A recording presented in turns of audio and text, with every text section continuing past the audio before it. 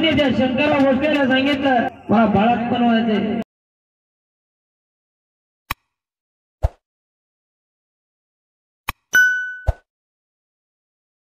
तरी ते शेषांचे अवतार मामांनी अवतार धारण केला जग कल्याणासाठी। आपण स्वतः बघितले असतील चालता बोलता मनुष्याचा दिंडी सोळा, पण एक वेळा हा भगवंतानी नास्तिक कलियुगामध्ये अवतार धारण करून गेले रुद्राचा, म्हणजे जसा पवन पुत्र हनुमानजीचा अवतार 11वा जसा हनुमानजीचा, तसा या नास्तिक कलियुगामध्ये अवतार या भगवंताने शेवटचा अवतार रुद्राचा धारण केला, तो म्हणजे श्री संत सद्गुरू अवतारी बाळूमामा। जगाच्या कल्याणासाठी त्या भगवंतानी स्वतःचा देह 74 वर्ष जिजवला।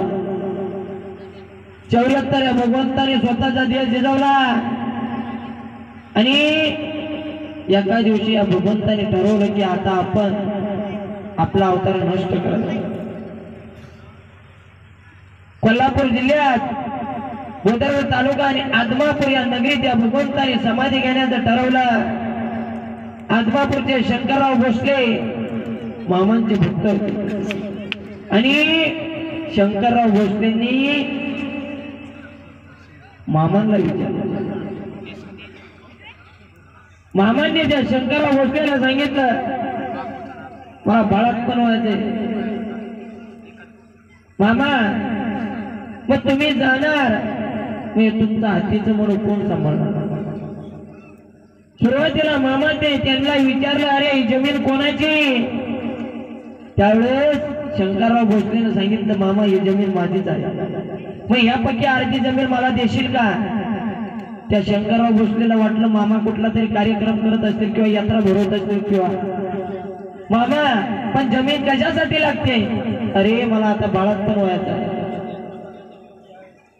मग यात्रा भरवायची का मामा?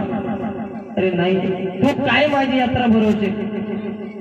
अरे माझी यात्रा तव्या भरेल ज्यावेळेस एका वेळेच्या एकाच टायमाला एकाच वेळेला 400 क्विंटल मीठ माझ्या एकाच टायमाच्या अन्नात पडेल ती माझी खरी यात्रा असेल। विचार करा ती मामाची कशी यात्रा असेल। 400 क्विंटल मीठ एकाच वेळेच्या अन्नात पडेल ती माझी खरी यात्रा असेल आणि तू काय माझी यात्रा भरवशील? मग मामा यात्रा भरवायची नाही काही नाही, मग जमीन लागते तरी कशासाठी? अरे मला माझा आता अवतार नष्ट करायचा आहे। अनेक संत होऊन गेले आपल्या महाराष्ट्राच्या पुण्यभूमीवरती। ज्ञानेश्वर माऊलींनी त्यांचा वयाच्या 16व्या वर्षी त्यांनी त्यांचा अवतार नष्ट करायचा ठरवला।